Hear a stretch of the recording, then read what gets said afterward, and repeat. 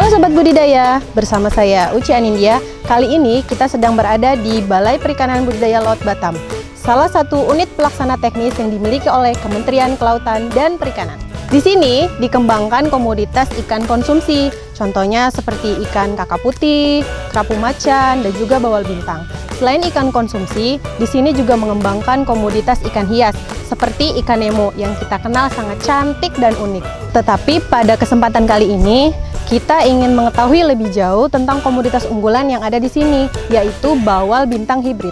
Nah, Sobat Budidaya pasti penasaran kan? Di sini kita akan gali lebih dalam lagi, mulai dari pembenihannya, pembesaran, bahkan sampai distribusi bantuan benih untuk Sobat Budidaya. Tidak perlu berlama-lama lagi, yuk ikuti saya.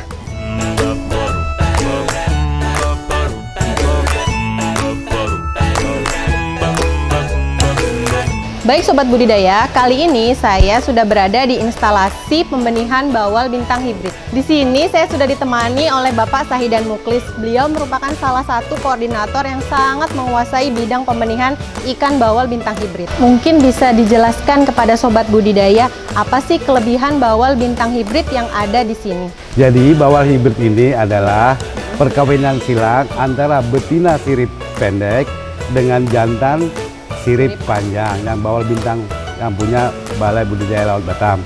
Iya, Pak. Itu hasilnya F1 hybrid. F1 hybrid, kita harapkan keunggulannya itu dengan pertumbuhan yang cepat mengikuti sirip pendek. Jadi kemudian angka kelulusan hidupnya tinggi dengan daya tahan terhadap perubahan lingkungan itu tinggi, akan dihasilkan angka kelulusan hidup yang tinggi. Kemudian dagingnya lebih tebal. Nah, itu yang kita harapkan. Lebih enak ya, Pak?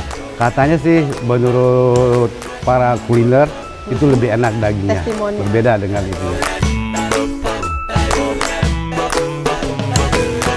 Kalau untuk sistem produksinya sendiri, mungkin bisa dijelaskan Pak, tahap demi tahapnya seperti apa agar Sobat Budidaya lebih mengetahuinya. Sebelum membuat hibrid, kita tadinya mau mengawinkan bawal sirip pendek, jantannya sirip pendek, betinanya sirip pendek. Jadi, tetapi sampai sekarang kita belum ketemu jantannya. Begitu kita kawinkan pakai rangsang hormonal, yang terjadi adalah tidak dibuahi. Udah beberapa kali kita coba, jantannya belum siap. Akhirnya saya coba-coba, kita ambil jantan dari sirip panjang. Itu asal muasalnya. Ternyata dibuahi itu yang pertama di bulan Maret, kalau tidak salah di bulan Maret tahun 2020 di bulan Maret. Selanjutnya prosesnya alami, dia setiap bulan itu 2 kali prosesnya. Jadi ada bulan gelap dia bertelur, cuman biasanya telurnya 50 sampai 100 ribu. Kemudian di bulan terang itu biasanya lebih banyak, 100 ribu sampai 150 ribu telurnya.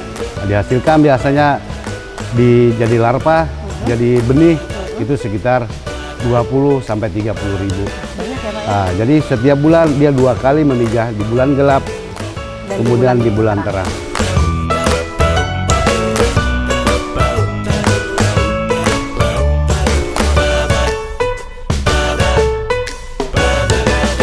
Kalau kita bertanya soal induk nih Pak, kira-kira induk seperti apa Pak yang bagus untuk pembenihan ikan bawal bintang hibrid ini? Oke, indukan yang penting satu, jangan cacat. Jadi cacat fisik itu biasanya kita tidak akan memakai induk yang cacat fisik. Bentuknya sempurna, jadi bawal ya sempurna seperti bawal. Pertumbuhannya tidak lambat, artinya memang kita siapkan induk-induk yang grade A, kita siapkan dari awal, dari pembenihan, kemudian kita transfer ke pembesaran, nanti mereka ini loh yang grade yang paling bagus. Nah, itu yang kita cari indukannya. Biasanya ukurannya antara 1 kilo sampai 3 kilo. 1 kilo itu udah biasanya 1 kilo, 1,5 itu udah masuk jantan. Kemudian kalau udah 2 kilo ke atas biasanya udah jadi betina. Oh begitu. Nah, jadi yang penting asal jangan cacat saja. Oh ya, asal jangan cacat, bentuknya bagus. Bentuknya ya, Pak, bagus ya, Oke. pertumbuhannya lebih bagus. Oke.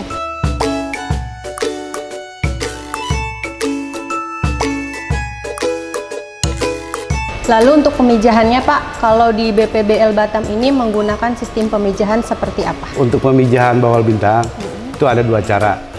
Pertama rangsang hormonal, kedua alami. Jadi natural, memijah alami. Tapi kalau dulu kita memijah pakai menggunakan rangsang hormonal. Tetapi sekarang kita udah menggunakan teknologi alami. Jadi kita perbaiki pakannya, kemudian kita perbaiki lingkungannya, terus ada manipulasi lingkungan yang tepat sehingga ikan itu memijah setiap dua kali dalam 1 bulan. Jadi bulan gelap dan bulan terang. Jadi ada dua teknik. Pertama rangsang hormonal yang dulu kita lakukan, sekarang teknik alami.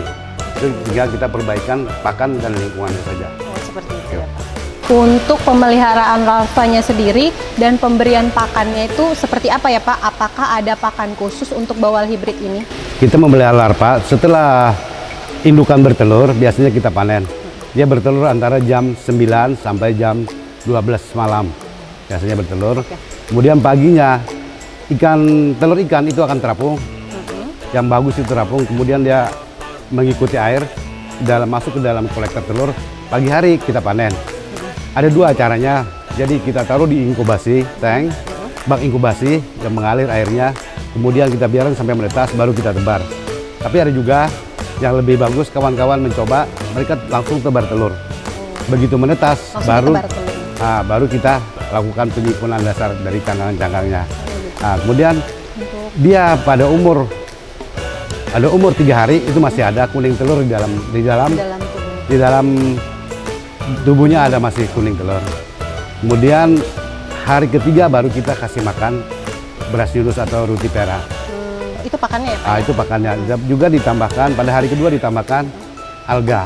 Jadi fitoplankton kita tambahkan agar kestabilan airnya itu tetap terjaga.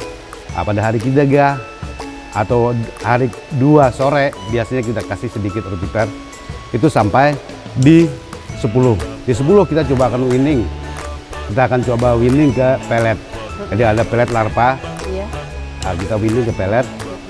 Kalau dia udah mulai coba, kita kurangi pakannya. Nah, jadi antara itu, tapi sebelum kita mengurangi, kita kasihkan Artemia. Jadi Artemia itu ukuran pakan alaminya lebih besar daripada rutifera. Jadi kita pakan Artemia dulu, terus kita winning. Itu tahapan-tahapannya. Kalau sudah dia bisa murni ke pelet, kita lepas pakan alami. Jadi kita winning ke pelet.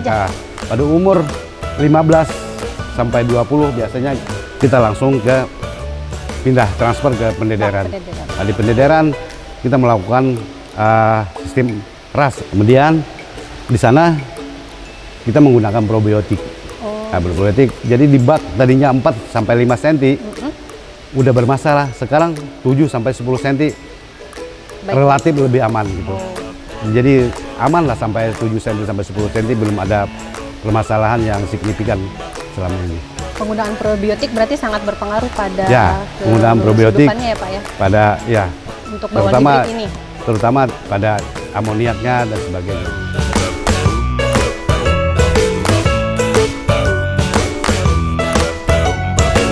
Pak, yang terakhir, kalau untuk ukuran bawal hibrid itu sendiri yang sudah siap untuk didistribusikan untuk bantuan benih ataupun diturunkan ke KJA itu kira-kira di ukuran berapa Pak? Jadi ukuran ikan yang siap tebar ke Karamba, ke KJA itu biasanya 5 sampai 7 cm. Jadi sudah siap tebar 5 sampai 7 cm. Jadi pakannya pun sudah butiran, jadi bukan untuk yang pakan larva lagi.